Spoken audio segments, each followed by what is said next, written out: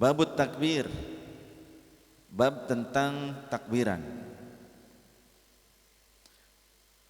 Yang paling pertama yang ingin saya tegaskan, niatkan takbiran lillahi ta'ala, karena Allah subhanahu wa ta'ala, dan memenuhi atas ajaran Rasul sallallahu alaihi wasallam, memenuhi atas perintah Allah subhanahu wa ta'ala dalam konteks yang disunnahkan.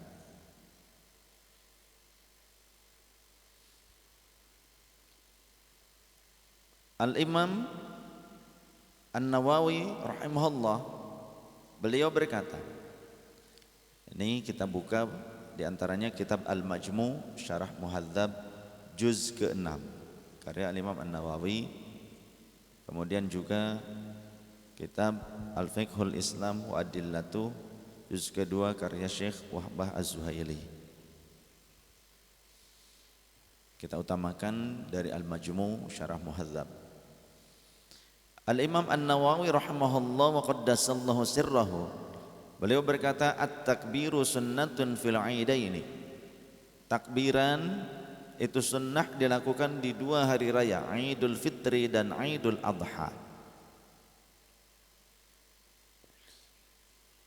Lima rawa Nafi'un an Abdillah, karena ada riwayat dari Imam Nafi' dari Sayyidina Abdillah, beliau berkata, anna Rasulullah sallallahu alaihi wa alihi wa sahbihi wasallama kana yakhruju fil idaini ma'al Fadl bin Abbas wa Abdullah bin Abbas wa Ali wa Ja'far wal Hasan wal Husain wa Usamah bin Zaidin wa Zaid bin Harithata wa Aiman bin Ummi Aymana radhiyallahu anhum rafi'an sautahu bit tahlili wat takbiri fayakhudhu tariqal haddadin hatta ya'ti al musalla.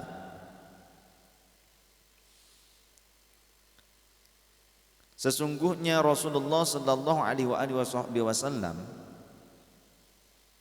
kana yakhruju, beliau keluar rumah, terbiasa keluar rumah fil idaini, di dua hari raya, ma'al Fadl ibn Abbas, bersama sahabat Fadl bin Abbas sepupu Rasulullah, wa Abdullah ibn Abbas, masih sepupu Rasulullah, saudara dari Fadl bin Abbas, wa Ali, dan sahabat Ali, wa Ja'far, dan sahabat Ja'far paman Rasul, wal Hasan wal Husain, kedua cucunya juga,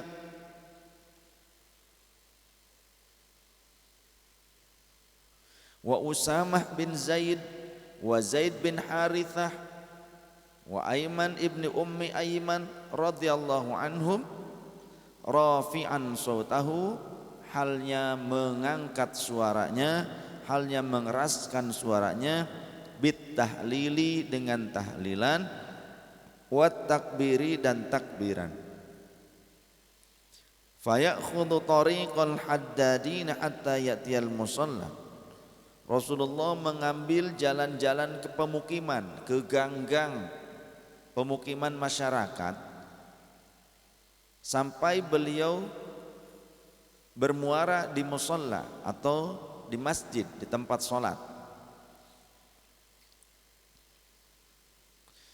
Jadi merupakan sunnah Rasul sallallahu alaihi wasallam takbiran, tahlilan dengan mengeraskan suara, bahkan berjamaah bersama-sama. Dan Rasul juga pada saat itu keluar dari rumah, kemudian sampai kembali ke musalla.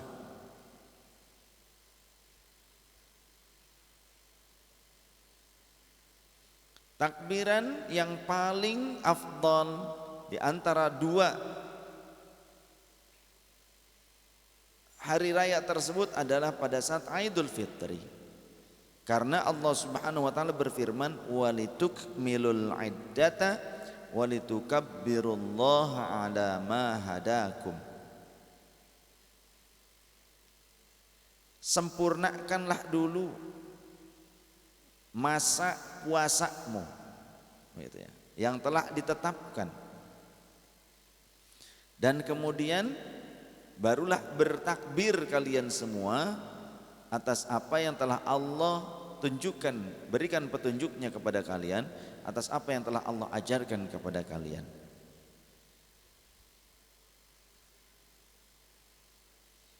Bertakbirlah kepada Allah atas nikmat hidayah untuk kalian. Wallahu wa rasuluhu a'lam bi muradi wa ma'ana. Surah Al-Baqarah.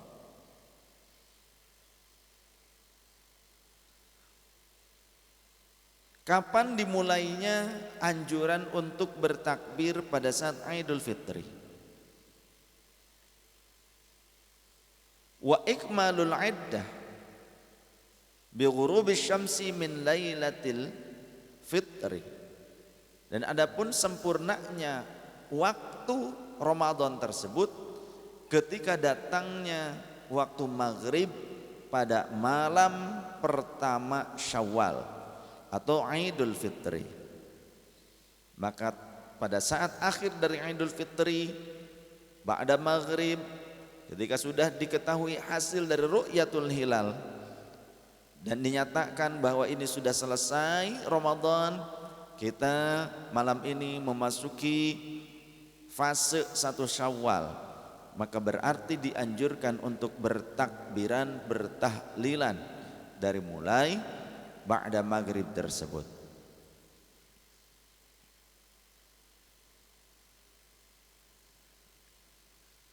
Mau ba'da isya enggak apa-apa, nunggu dulu pemerintah mengumumkan hasil ru'yatul hilal, ya boleh, kan ini hukumnya sunnah.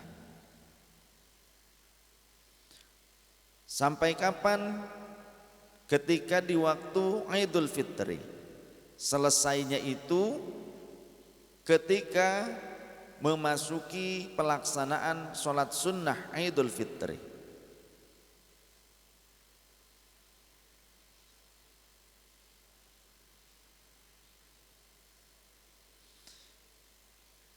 Sebagaimana riwayat Imam Al-Muzanni, annahu yukabbiru ila ayyakhrujal imam ila sholati li'annahu idha hadara fasunnatu ayyashtaghilla bis sholati fala ma'na litakbiri.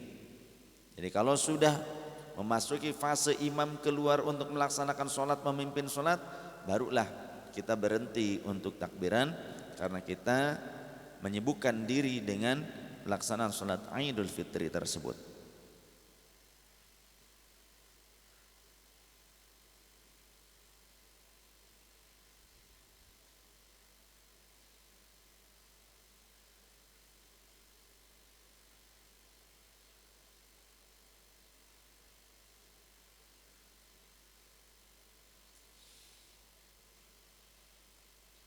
Kemudian keterangan berikutnya,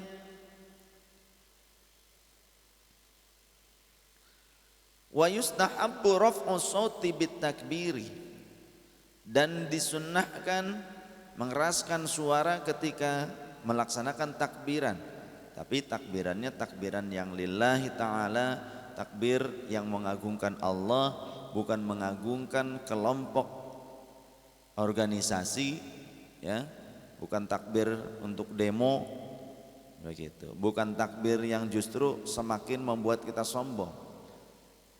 Jadikan takbiran itu untuk kita mengagungkan Allah dan merasa kecil, merasa hinanya kita di hadapan Allah, bukan merasa sombong di hadapan makhluk sekalipun. Dengan takbiran justru harus membuat kita semakin merasa kecil di hadapan Allah dan di hadapan makhluk. Harus menjadi tawadhu dengan takbiran, harus tergugah qalbunya, bergetar, karena itulah ciri orang yang beriman. Idza dzukirallahu wajilat qulubuhum wa idza tuliyat alaihim ayatuhu zadatuhum imana. Kalbunya akan bergetar ketika disebutkan asma Allah, ketika mendengar asma Allah disebutkan di dekatnya. Kemudian kalau dibacakan ayat Al-Quran, akan bertambah imannya. Wa idza tuliyat alaihim ayatuhu zadatuhum imana.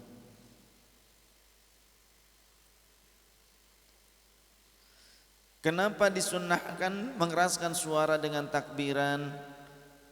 Lima ruya, karena ada hadits yang diriwayatkan annan nabiyya sallallahu alaihi wa alihi wa sahbihi wasallam kana yakhruju fil aidaini rafi'an sautahu bit tahlili wat takbiri li'annahu idza rafa'a sautahu sami'a man lam yukabbir fayukabbiru. Sesungguhnya baginda Nabi sallallahu alaihi wasallam kana terbiasa, karena yang disandingkan kepada asma Rasul ini merupakan tikrar, maknanya kebiasaan, berulang. Beliau seringkali keluar dari rumahnya di 2 hari raya rafi'an sautahu bit tahlili wat takbiri, halnya mengeraskan suara dengan tahlil dan takbir, karena jika beliau mengeraskan suara idza rafa'a sautahu sami'a man lam yukabbir fayukabbir, li'annahu idza rafa'a sautahu sami'a man lam yukabbir fayukabbir.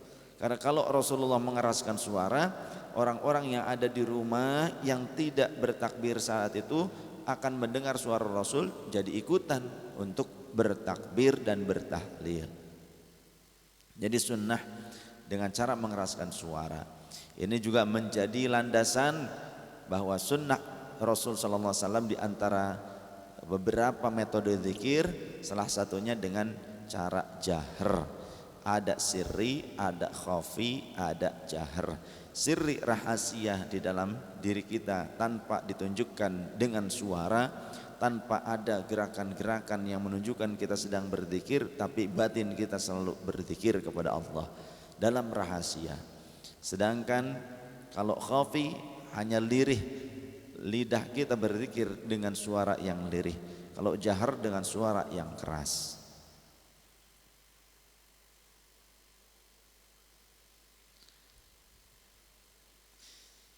Bahkan Allah Subhanahu wa ta'ala juga telah mengajarkan kepada kita tentang bagian dari zikir jahar.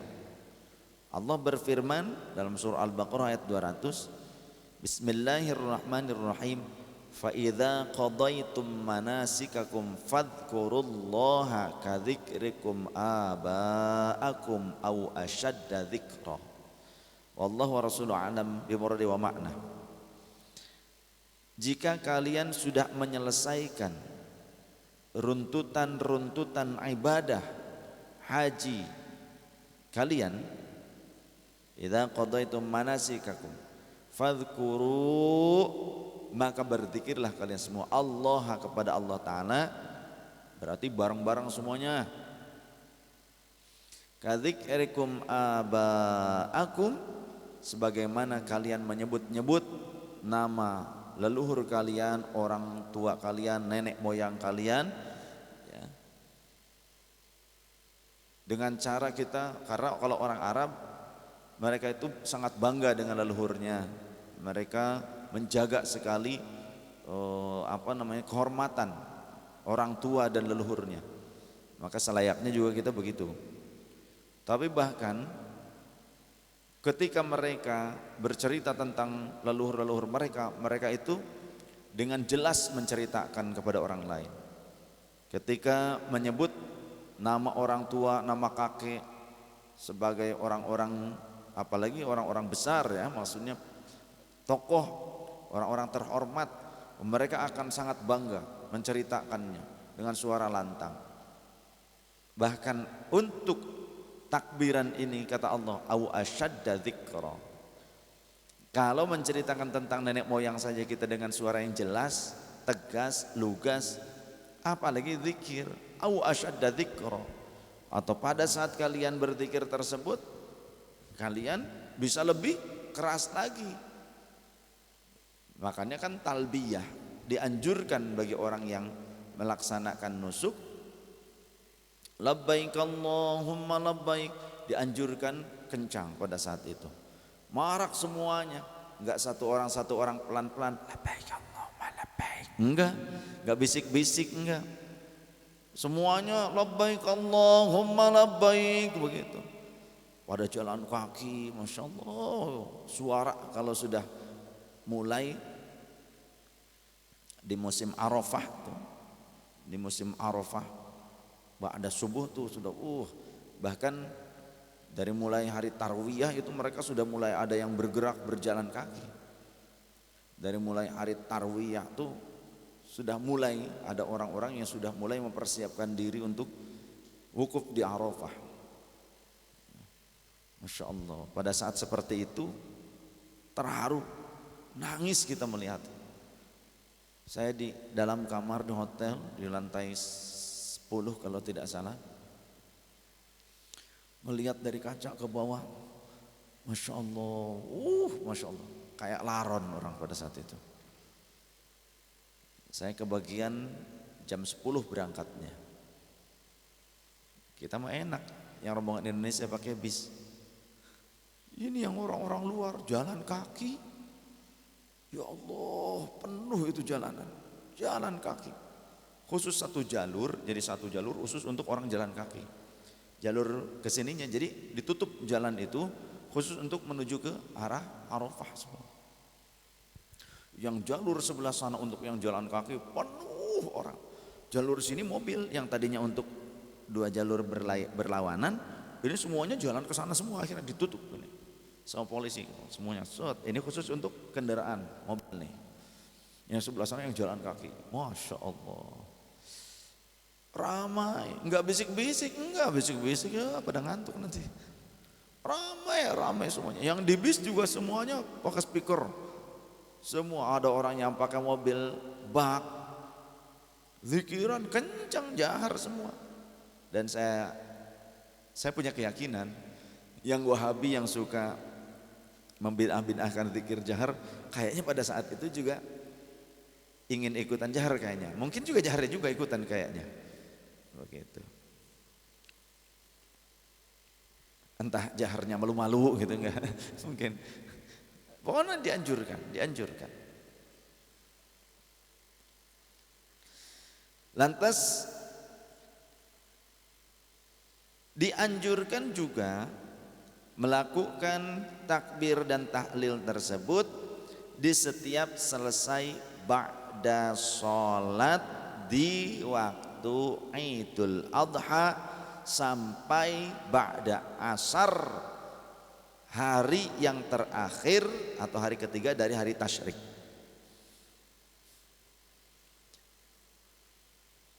Ketika Idul Adha ayyabtadi'a ba'da salati subhi min yaumi arafata wa yaqta'uhu ba'da salatil asri min akhiri ayyami tasyriqi. Ketika Idul Adha diawali dari ba'da salat subuh pada hari Arafah, berarti sehari sebelum lebaran Adha, sebelum Idul Adha itu juga sudah dianjurkan dari tanggal 9 atau hari Arafah, dari mulai ba'da subuh. Ba'da subuh hari Arafah bagi yang tidak melaksanakan haji. Kalau yang melaksanakan haji talbiyah, gantinya mereka itu bukan takbiran tapi talbiyah. Labbaik Allahumma labbaik, labbaik la syarika laka labbaik, innal hamda wan ni'mata laka wal mulk la syarika lak. لبيك اللهم لبيك لبيك لا شريك لك لبيك إن الحمد والنعمة لك والملك لا شريك لك ربنا آتنا في الدنيا حسنة وفي الآخرة حسنة وقنا عذاب النار وأدخلنا الجنة مع الأبرار يا عزيز يا غفار يا رب العالمين. اللهم صل وسلم على سيدنا محمد وعلى آل سيدنا محمد. Kemudian diulang lagi, labbaik Allahumma labbaik, labbaik la syarika laka labbaik, innal hamda wan ni'mata laka wal mulk لا شريك لك. Masya Allah, bercucuran air mata, deg-deg pada saat seperti itu. Melihat orang semua ramai seperti itu, putih semua pakaian. Ingat di padang mahsyar, ingat dosa, ingat kita seolah-olah membayangkan bagaimana nanti kita akan berduyun-duyun ke padang mahsyar menuju pengadilannya Allah. Ya Allah, mudah-mudahan Allah perkenankan kita untuk bisa melaksanakan ibadah haji dan umrah di setiap tahunnya bersama keluarga, bersama semua jamaah Habibur Rasul. Semoga semuanya diperkenankan oleh Allah Subhanahu wa taala. Masya Allah, masih terasa rasanya gitu, masih terbayang, seolah-olah terlihat rasanya bagaimana. Ya Allah,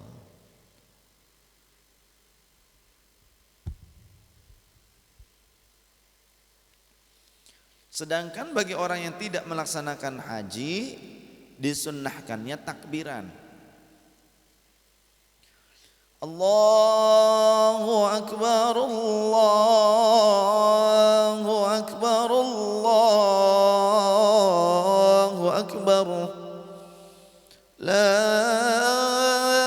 ilaha illallah, wallahu akbar. Allahu akbar walillahil hamd. Terus diulang beberapa kali. Kemudian dianjurkan juga ditambah dengan beberapa kalimat. Allahu akbar kabira walhamdulillahi katsira wa subhanallahi bukratan wa asila.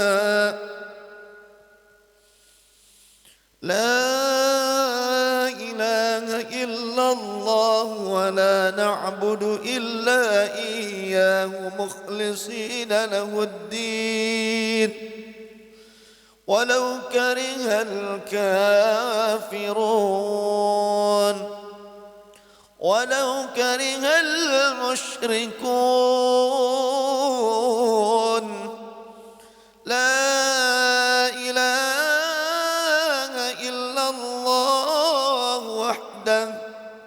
صدق عهده ونصر عبده وأعز جنده وهزم الأحزاب وحده. لا إله إلا الله والله أكبر. الله أكبر ولله الحمد. Suaranya sisaan kebuli sama rendang ini. Nempel. Aduh. Terus kita lakukan itu.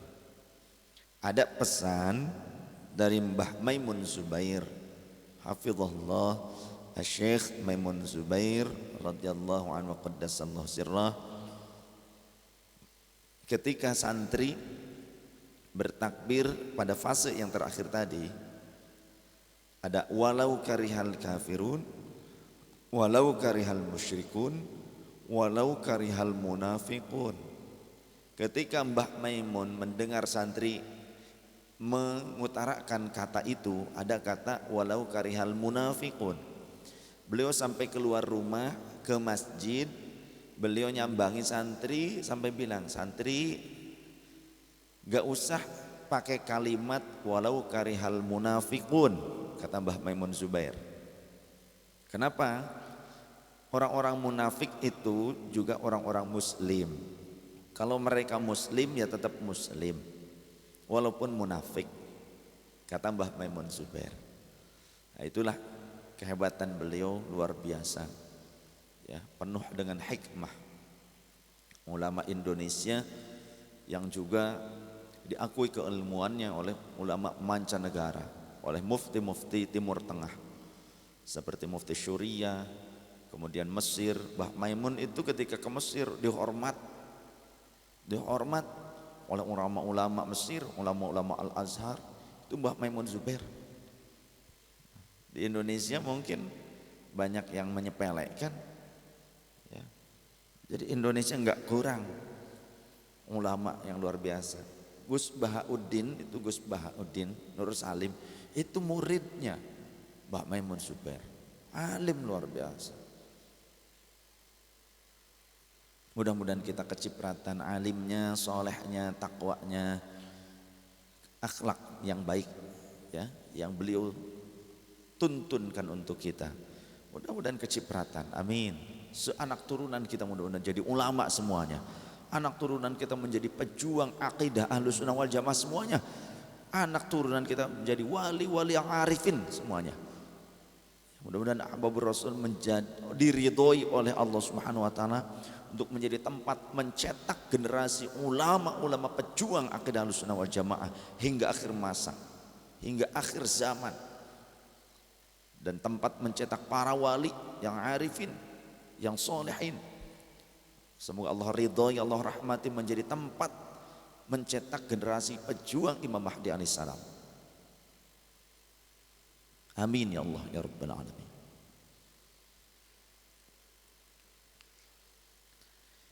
Untuk takbir Aid al-Adha, Idul Adha, diawali dari mulai tanggal 9 bulan Dzulhijjah ba'da subuh hari Arafah. Sampai kapan? Selesainya sampai ba'da asar dari hari tasyrik yang paling akhir, yakni tanggal 13 Dzulhijjah. Karena apa? Karena ada riwayat dari sahabat Umar dan sahabat Ali radhiyallahu anhuma, anna Rasulullah sallallahu alaihi wa alihi wasallam kana yukabbiru fi duburi kulli salatin ba'da salati subhi yauma arafata ila ma ba'da salatil asri min akhir ayyamit tasyriqi. Ini kalau Idul Adha. Sesungguhnya Rasulullah sallallahu alaihi wasallam adalah beliau sudah terbiasa bertakbir di setiap selesai salat fardu, dari mulai ba'da salat subuh hari Arafah sampai ba'da asar dari akhir hari tasyrik. Itu dilakukan oleh Rasul sallallahu alaihi wasallam. Oleh karenanya pembagian takbir ini dibagi menjadi dua oleh Imam Asy-Syafi'i. Takbir al-Aid, takbirul Aid qismani. Takbir hari raya itu ada dua macam. Yang pertama takbir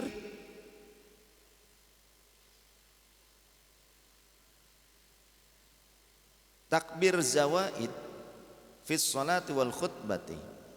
Jadi takbir at-takbirat az-zawaid, takbir yang berulang-ulang yang dijadikan takbir tambahan di dalam sholat dan juga khutbah. Pada saat sholat Aid takbir tambahan, kemudian juga pada saat khutbah Aid itu juga sunnah ya, di awal dan yang kedua, khutbah pertama dan khutbah yang kedua. Kemudian macam yang keduanya adalah takbir di luar itu.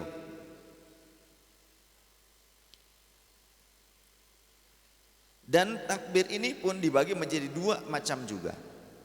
Wa hadzal qismu naw'ani. Dan bagian ini juga terbagi menjadi dua, ada mursalun wa muqayyadun. Ada takbir mursal, ada takbir muqayyad. Jadi gampangannya takbir dibagi menjadi dua macam, ada takbir mursal dan takbir muqayyad. Takbir mursal bisa juga dikatakan sebagai takbir mutlak. Sebagaimana juga dijelaskan pula di dalam kitab Al-Fiqhul Islam wa Adillatu karya Syekh Wahbah Az-Zuhaili.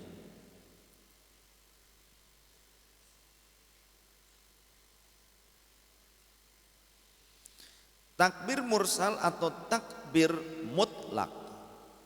Di sini dijelaskan pada halaman 340 dalam Al-Fiqhul Islam wa Adillatu, wa yundabut takbirul mutlaqi, dan disunnahkan takbir mutlak. Apa itu takbir mutlak? Wa huwa ma la yakunu aqibas sholati inda Syafi'iyati wal Hanabilati, yakni takbiran dan tahlilan yang ada pada saat setelah selesainya sholat. Setiap selesai sholat fardu maka dilakukan takbir ini. Sedangkan yang kedua ada takbir muqayyad. Apa itu takbir muqayyad? Ya, muqayyadun wa huwa al-maf'ulu aqibas sholati.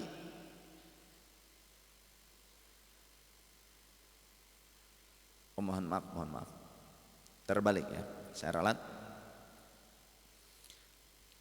Takbir mutlak atau takbir mursal ini yang dilakukan wahwa ma la yakunu aqibas sholati.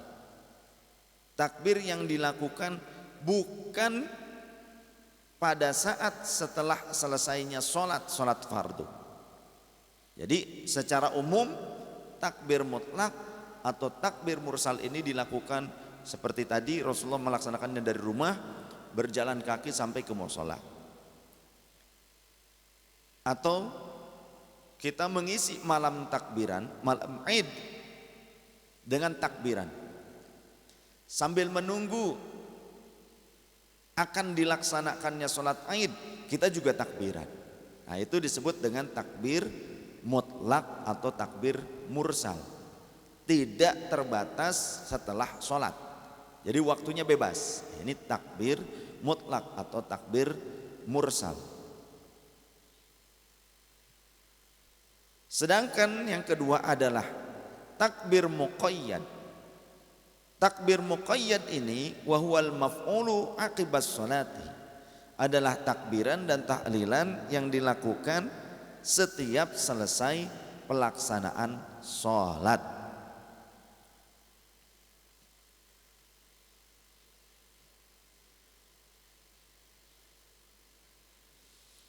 Hal ini juga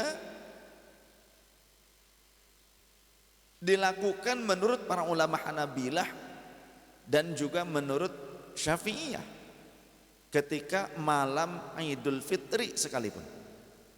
Jadi malam Idul Fitri ba'da sholat pun itu dianjurkan untuk melantunkan ini terus menerus ya, dari mulai ba'da maghrib sampai isya, dari mulai ba'da isya sampai subuh, seperti itu dianjurkan. Nanti dari ba'da subuh sampai menjelang pelaksanaan sholat Id, perbanyak takbir ini. Lalu bagaimana dengan kedudukan kaum muslimah, kaum wanita? Apakah mereka juga dianjurkan untuk bertakbiran atau tidak? Ada landasan tentang hal ini dari hadits Ummi Atiyah di dalam Sahih Bukhari nomor hadis 971, dalam Sahih Muslim nomor hadis 11 dan juga 890. Dari Ummi Atiyah, kunna nu'maru bi ikhrajil hayyadi fayukabbirna bi takbirihim, rawahul Bukhari wa rawahul Muslim. Wa fi riwayat Muslim yukabbirna ma'an nasi. Kami kaum wanita diperintahkan oleh Rasul sallallahu alaihi wasallam untuk membawa serta keluar wanita-wanita haid untuk ikut bertakbir bersama orang-orang. Jadi bersama orang lain, ma'annas di sini kalimatnya juga di dalam riwayat Imam Muslim. Bersama orang-orang. Kita dianjurkan kaum wanita juga untuk ikut takbiran bersama yang lainnya.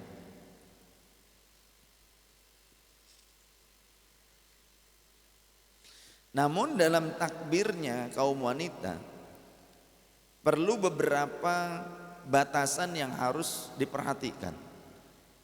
Tidak sampai berkerumun dengan ghair mahram. Wanita tersebut tidak berkerumun dengan ghair mahram, tidak bercampur aduk dengan ghair mahram. Selayaknya yang laki-laki, wanita ya wanita. Artinya ada pembatas, pengelompokan. Walaupun mungkin dalam satu majelis, tapi dianjurkan untuk memisahkan, ada penyekat ya, supaya tidak bercampur recok-gerecokan antara laki-laki dengan perempuan ya.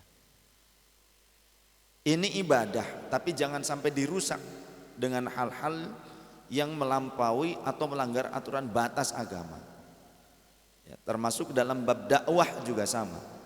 Dakwah ya dakwah, tapi norma-norma agama harus tetap diperhatikan. Tolong ya, ketika pengajian,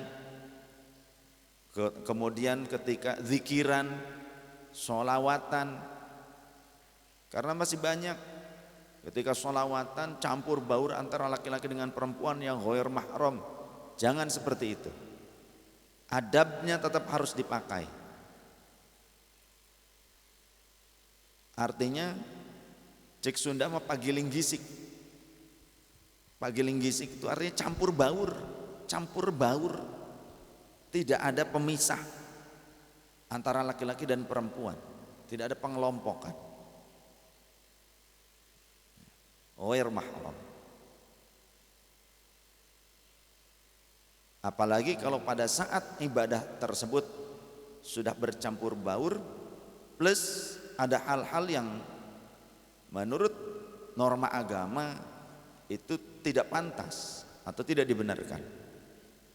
Walau atas nama dakwah, jangan merusak dakwah itu sendiri. Tatanan dakwah tetap harus kita jaga. Jangan sampai nama dakwatul Islamnya ini yang jadi rusak. Majelis zikir, majelis sholawat, majelis ilmu, majelis pengajian, ta'lim wal muta'allim, tetap harus ada etika yang kita batasi, harus ada yang kita jaga. Jangan asal mengatasnamakan dakwah tapi salah kaprah.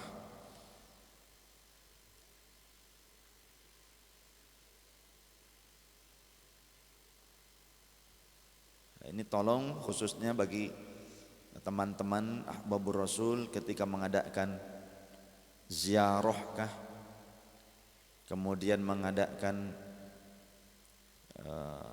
pengajian, kajian ilmu kah, majelis ilmu, atau majelis zikir kah, atau majelis sholawat kah, ketika mengumpulkan antara laki-laki dengan perempuan, tolong ada pemisahan antara laki-laki dan perempuan ya, dan gak usah genit-genitan begitu. Urusannya ngaji soalnya normatif. Jangan sampai majelis tersebut dijadikan ikon dakwah Islam, akan tetapi akhirnya ketika terjadi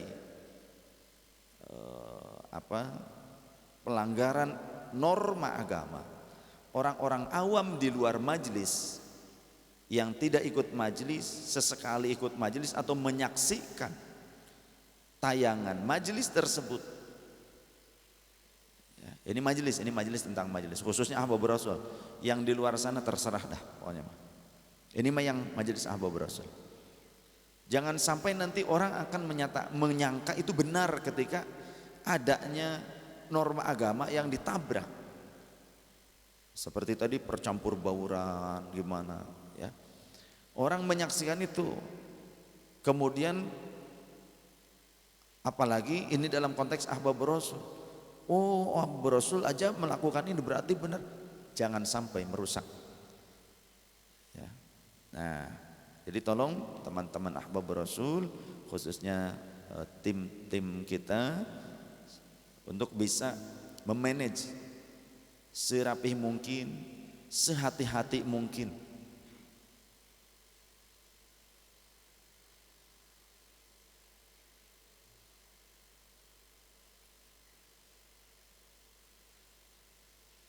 Karena pernah saya diundang hadir tausiah di suatu acara, suatu event kajian dan dakwah seperti itu. Ya, ada sholawatannya mungkin. Kemudian saya tausiah saya ngaji. Tapi ketika saya melihat tidak rapi, masih berkerumun antara laki-laki dengan perempuan tuh masih campur, maka saya biasanya akan terlebih dahulu memberikan nasihat dan agak sedikit protes gitu lah sama panitia, supaya panitia bisa merapihkan terlebih dahulu. Yang laki-laki, yang perempuan jangan dicampur baur dengan yang laki-laki, yang laki-laki jangan campur baur dengan yang perempuan, misah, kata saya seperti itu. Biasanya begitu, karena pernah beberapa kali itu tidak ada pemisahan kelompok, tidak ada pengelompokan, yang akhirnya boro-boro ngaji, yang ada malah gombal-gombalan. Boro-boro ngaji yang ada malah apa ya, ya anak-anak muda biasa, yang ada malah gombal-gombalan, malah colek-colekan, senggol-senggolan. Itu di majelis saya protes biasanya langsung, ya, ketika saya diundang. Tolong panitia dipisah itu, yang perempuan yang situ, yang perempuan jangan di tempat ini, yang laki-laki. Nah, biasanya saya minta dipisah. Kalau enggak saya lanjutkan, saya pulang nih. Nanti misah gitu. Karena itu akan menjadi, apalagi jika sampai live streaming, ya, atau mungkin direkam, kemudian ini akan ditonton oleh publik, jadi konsumsi publik, jadi pembenaran nanti bagi masyarakat awam. Oh, katanya nggak apa-apa, bener itu. Nah, kan repot akhirnya. Islamnya akhirnya, tatanan hukum Islam, tatanan etika, norma-norma Islaminya ini sudah tidak ada batasan-batasan lagi, hilang jadinya. Bahkan kalau di Yaman, para guru-guru di Yaman, guru saja kalau di pengajian yang akhwat itu di balik tembok. Gurunya di balik tembok, ya. Sedangkan jamaah akhwatnya di balik tembok sebelahnya, terhalang oleh tembok sampai sebegitunya. Atau di balik pintu. Saya juga sempat mau menerapkan itu, saya mau pakai penghalang tadinya. Ketika ngajar di akhwat, tadinya mau saya pakai penghalang, hijab pakai kain tadinya. Ini kan sudah ada kain hijau nih. Tadinya mau saya pakai kain hijau itu penghalang. Tapi ada masukan dari jamaah ketika saya mempraktekkan kayak wudu, menunjukkan ketika dalam penjabaran fikih, ya, menunjukkan bagian ini loh yang contoh seperti itu. Ketika menunjukkan sholat, ketika sujud harus begini. Nah, kalau ketutup nggak kelihatan gitu. Akhirnya diurungkan. Tapi tetap antara saya dengan jamaah ada jarak.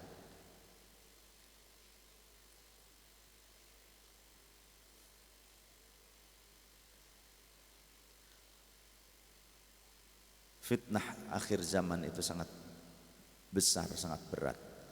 Apalagi bagi kaum laki-laki, kata Rasulullah SAW, fitnah terbesar bagi umatku sepeninggalku adalah kaum wanita.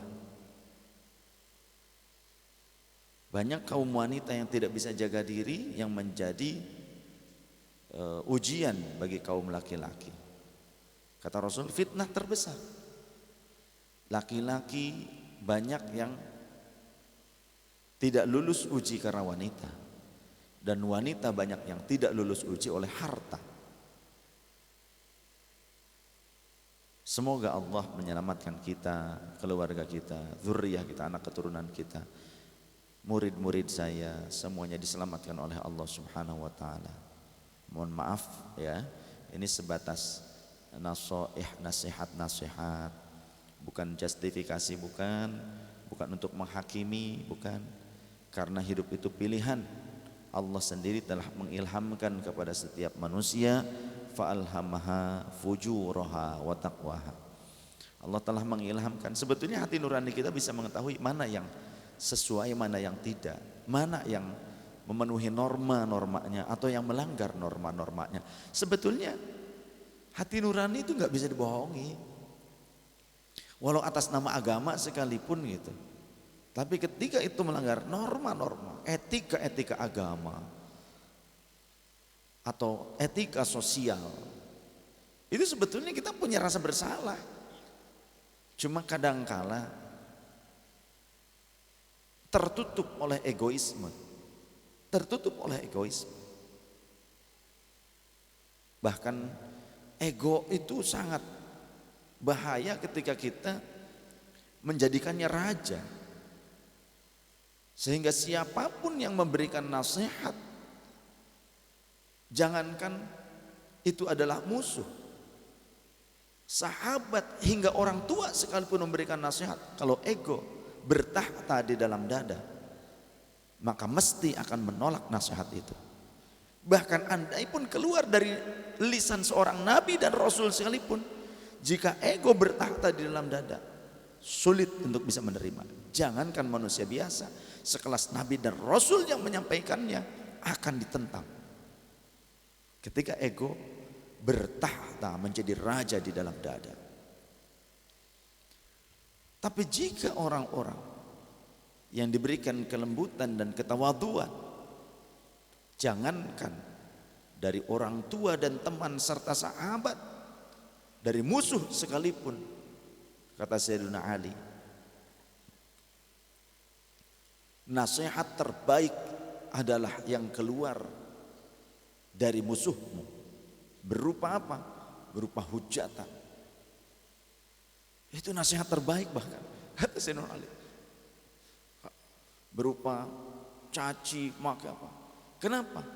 Musuhmu bisa jadi jujur atas kelemahan-kelemahan dan kekurangan-kekurangan, dan ia mengutarakannya. Belum tentu kalau teman-teman mau mengutarakan kesalahan-kesalahanmu, kekurangan-kekuranganmu.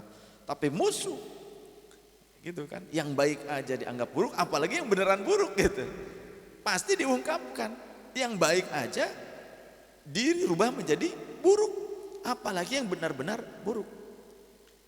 Minimal kita bisa berintrospeksi diri ketika kita dihina, dicaci maki, dihujat. Bersyukurlah bukan kita yang melakukan hal itu, tapi kita lah yang dididik oleh Allah untuk bisa sabar, untuk bisa introspeksi diri. Karena seorang teman bukanlah orang yang selalu membenarkan tindakanmu ketika salah, selalu memujimu ketika salah kaprah. Tapi teman sejati adalah orang yang berani mengutarakan tindakan-tindakan salahmu untuk diperbaiki karena kasih sayangnya kepadamu. Orang yang jujur ingin membuatmu lebih baik, bukan membuatmu terpuruk. Karena pujian ada kalanya membuat orang terjatuh. Jangan sampai kita terlena dengan pujian ataupun gegap gempita tepuk tangan dari orang lain, karena nyamuk pun banyak yang mati karena tepukan. Jangan kita menjadi sombong jumawa hanya karena sorak-sorai, kemudian juga siulan dari orang lain terhadapmu hingga kau menjadi jumawa, karena ternyata tiupan siulan malaikat pun mampu menghancurkan alam semesta. Ada kalanya seperti itu. Dan ada kalanya siulan kemudian dan semacamnya, itu bisa menjadi malapetaka ketika kita menyiuli seorang wanita yang ternyata ada pasangannya. Bisa jadi dicabok, ya kan, digampar, seperti itu.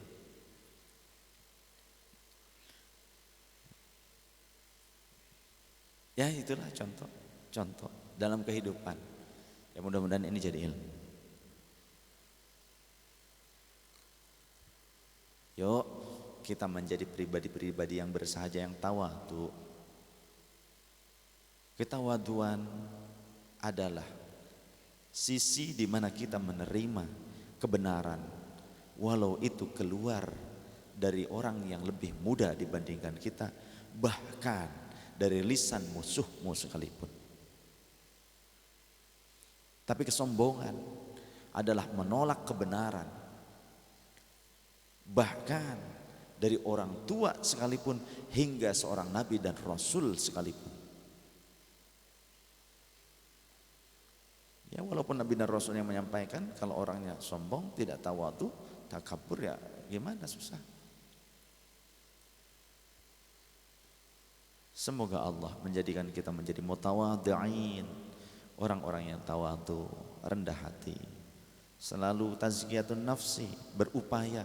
Saya berbicara bukan dalam konteks pengakuan saya orang yang paling suci, tidak. Saya banyak dosa.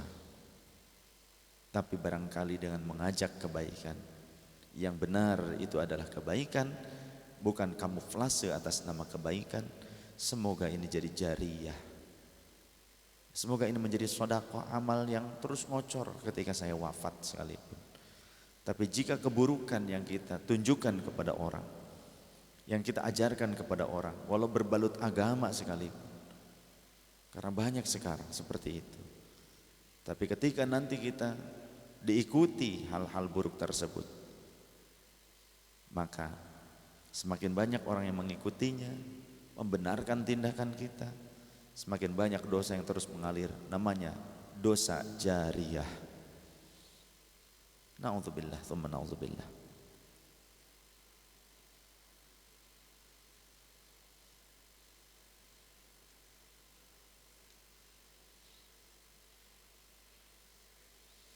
Jamaah yang dirahmati Allah Subhanahu wa taala. Jadi kaum wanita boleh untuk ikut serta melaksanakan takbiran. Bahkan yang haid sekalipun tapi tidak masuk ke dalam masjid, tidak masuk ke dalam masjid. Di lapangan, di luar masjid, ya, berkumpul di situ, bisa membuat tempat-tempat duduk di sana.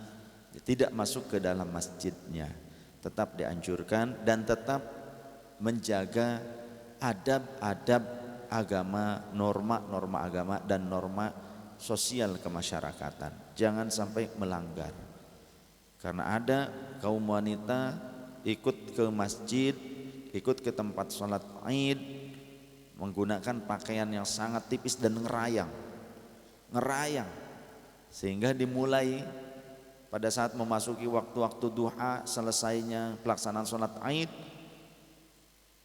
bagian tubuhnya itu hampir terlihat tercetak pada pakaiannya yang tipis. Itu banyak terjadi. Itu seperti apa yang dikatakan oleh Rasulullah, nanti di akhir zaman akan banyak wanita berpakaian tapi tidak seperti berpakaian. Menggunakan katanya pakaian tapi seperti tidak menggunakan pakaian. Nah, ini ciri-ciri menjelang kiamat seperti itu. Pakaian yang tipis, pakaian yang mempertontonkan auratnya. Kalau dibilang, oh sok suci katanya, senang juga lain sebagainya. Itu urusan masalah senang atau tidaknya secara fitrah manusia. Tapi tentang fatwa, tentang agama, tidak bisa ditawar-tawar. Ya. Urusan senang manusia mungkin saja punya rasa senang seperti itu. Tapi apakah kesenangan itu akan diumbar? Apakah kesenangan itu akan dipertuhankan? sehingga tidak ada rasa penyesalan dan upaya untuk menghindar dari itu. Kita ini diberikan dua pilihan. Fa'alhamaha fujuraha wa taqwaha. Mana jalan yang fajir, yang menyesatkan, mana jalan yang menuju ketakwaan. Semuanya sudah diberikan rasa itu di dalam kalbu kita.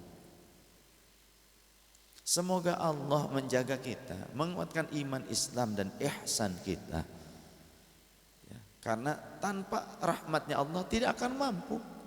Sulit kita menghindar dari maksiat, kita menjadi orang yang takwa. Tanpa anugerah Allah tidak akan bisa. Jadi kalaupun kita diberikan kemampuan untuk menjadi manusia yang baik, bersyukur bukan sombong. Tidak pula kita dituntut untuk menjustifikasi orang lain, menghakimi orang lain, bukan gitu. Tapi kita punya ukuran yang harus disampaikan kepada umat, mana yang hak, mana yang batil, itu tetap harus disampaikan. Qulil haq walau kana murran. Obat walaupun pahit ya sudah sampaikan saja.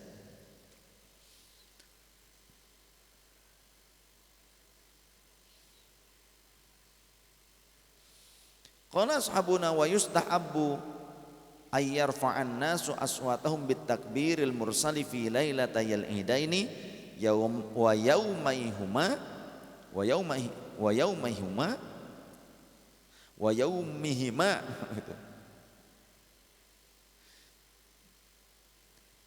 wa yustahabbu dan dianjurkan apa ayyarfa'an nasu, orang-orang mengangkat aswatahum atas suara mereka bitakbiril mursal, dengan takbir mursal atau takbir mutlak secara umum fi lailatayil idaini, di dua hari raya, wa yaumaihuma, nah, dan juga itu tadi malam ya, di dua malam Id, wa yaumaihuma, dan siang harinya. Jadi malam dan siang dianjurkan ilal ghayatil madhkurati, sampai waktu yang sudah ditetapkan tadi, yang sudah dibahas. Di mana fil manazili, di rumah masing-masing. Nah, ini bertepatan dengan menghadapi kasus pandemi global untuk menangkal penyebar luasan, pemaparan yang lebih luas. Ada anjuran dari para ulama, anjuran dari para ulama yang adil, muadalah cara berfikirnya ya, wasaton, orangnya moderat itu. Kemudian cara pandangnya objektif, cara pandangnya tidak berarti masih terpengaruh oleh pilpres. Jadi bukan orang yang nggak bisa move on, bukan itu yang dimaksud dengan ulama di sini. Ulama yang muadalah, objektif, mengambil sudut pandang untuk berfatwa ya, tidak harus menunggu ada 100.000 orang yang mati di Indonesia. Nah, ini aneh saja kalau harus menunggu ada 100.000 orang yang mati di Indonesia baru itu disebut ta'un, baru itu disebut pandemik. Emang harus di Indonesia? Bagaimana kalau dengan secara umum dan tidak sampai 100.000 tapi ratusan orang yang meninggal, bahkan mungkin ada yang 1.000 segala di beberapa negara. Kalau diakumulasi dengan bentuk pandemik yang sama, bahkan pandemik global, itu sudah sampai puluhan ribu orang yang meninggal. Bagaimana, apa belum disebut wabah, apa belum disebut ta'un? Karena harus menunggu itu dulu, menunggu ada 100.000 orang yang meninggal gitu. Ya tinggal nanti diklasifikasikan sebagaimana yang sekarang dilakukan oleh pemerintah Indonesia. Ada pengklasifikasian wilayah hijau, wilayah biru, wilayah kuning, wilayah merah, seperti itu. Ada bahkan wilayah hitam sekali, bisa dikategorikan seperti itu. Tergantung dari kondisi wilayah, kan kita bisa merujuk kepada garda penanggulangan wabah tersebut. Nah, jika sudah sepakat ketiga unsur, ulama, kemudian atibba, ahli-ahli kedokteran, ahli kesehatan, ahli virologi dan semacamnya. Yang ketiga umaro. Kalau ada kesepakatan dari 3 unsur ini, apalagi alasan bagi kita untuk tidak berupaya memperhatikan himbauan itu, kecuali jika memang dasarnya like or dislike, atau benar-benar Ahlus Sunnah wal Jamaah atau Khawarij, Mu'tazilah, ya, atau bughot ideologinya. Tinggal pilihannya itu saja sebetulnya. Jika memang sudah dihimbau dari 3 unsur ini sepakat, wilayah-wilayah, zona-zona yang kritis, zona-zona yang dikhawatirkan banyak pemaparan, penularan, maka dianjurkan takbirannya dalam jumlah kecil di rumah masing-masing, seperti itu. Ini juga tidak menyalahi aturan agama. Di dalam kitab ini ada kok penjelasannya, fil manazili, di rumah-rumah bisa kita lakukan di rumah masing-masing, wal masajidi, di masjid-masjid, kemudian juga wal aswaqi, di pasar, wat turuki, di jalanan, wa ghairiha, dan di tempat yang lain. Tapi kita coba ukur dengan kaidah darul mafasid muqaddamun ala jalbil masalih. Menghindari keburukan yang lebih besar itu lebih didahulukan, lebih diutamakan dibanding mengambil kemanfaatan yang tidak lebih besar dibandingkan madaratnya. Kalau madaratnya lebih besar bagaimana? Maka menghindari madarat yang lebih besar itu lebih diutamakan.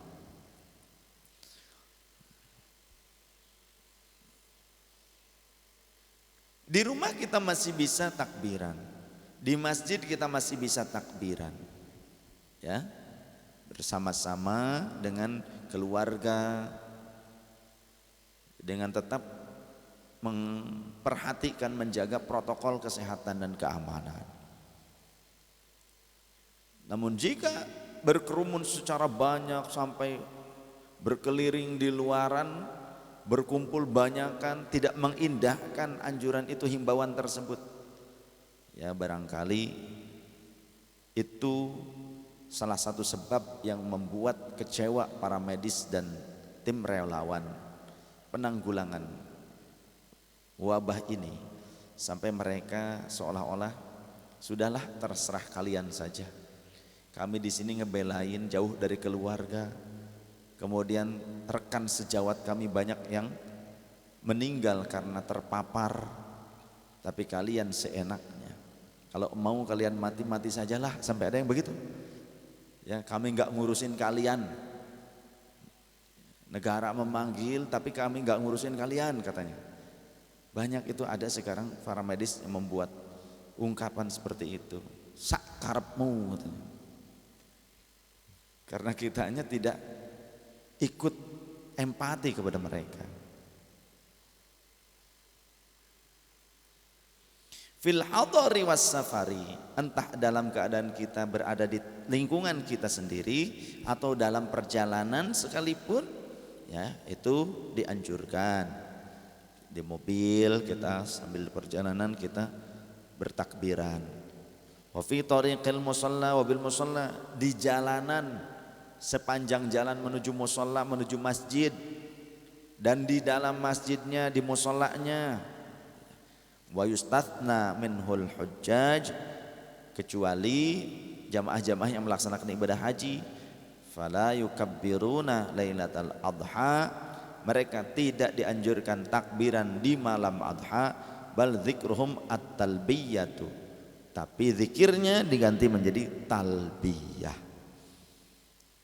Demikian kajian tentang ini, mudah-mudahan bermanfaat.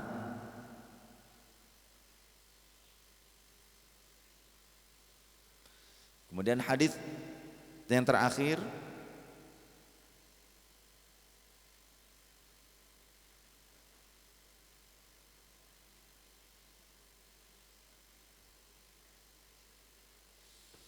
Diriwayatkan di dalam riwayat Imam Al-Hakim dalam kitab Al-Mustadrak ala Sahihain an Ali wa Ammar radhiyallahu anhuma anna nabiyya sallallahu alaihi wa alihi wasallam, sesungguhnya baginda Nabi sallallahu alaihi wasallam kana yajharu, adalah terbiasa baginda Rasul menjaharkan suara fil maktubati, di dalam salat maktubah, bi bismillahirrahmanirrahim, mengeraskan bacaan bismillahirrahmanirrahim.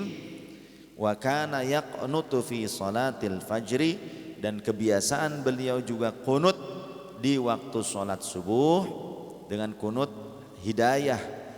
Ya, dulu Rasul pernah kunut 1 bulan tapi isinya laknatan, itu ditinggalkan redaksi laknatannya, tapi kunut hidayah itu tetap berjalan sampai beliau wafat. Wa kana yukabbiru yauma arafah min sholati subhi, dan Rasulullah juga terbiasa bertakbiran dari mulai hari Arafah, dari mulai ba'da salat subuh kalau Idul Adha ini. Wa yaqta'uha salatal asri akhir ayyamit tasyriqi, dan juga beliau mengakhirinya setelah salat asar dari hari tasyrik yang terakhir tanggal 13 bulan Dzulhijjah. Qala al-Hakim hadza haditsun sahihul isnad. Beliau mengatakan ini hadisnya sahih, sanad hadisnya. Jadi dalam hadis sahih ini dijelaskan Rasulullah juga sering kali menjaharkan bismillahirrahmanirrahim di dalam salatnya. Rasulullah juga selalu kunut di dalam salat subuh. Rasulullah juga takbiran. Demikian yang dapat saya sampaikan, yang kita pelajari bersama. Mudah-mudahan menjadi ilmu yang bermanfaat, yang bisa difahami dengan mudah dan diamalkan.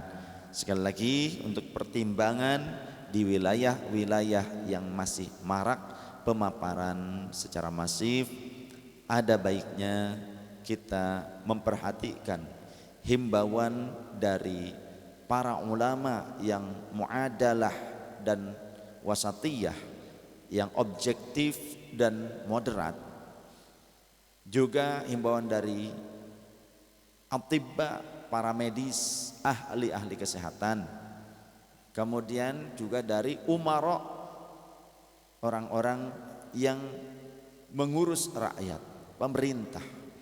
Jika 3 unsur ini sudah memberikan pernyataan, ada kesepakatan membuat sebuah protokol keamanan kesehatan,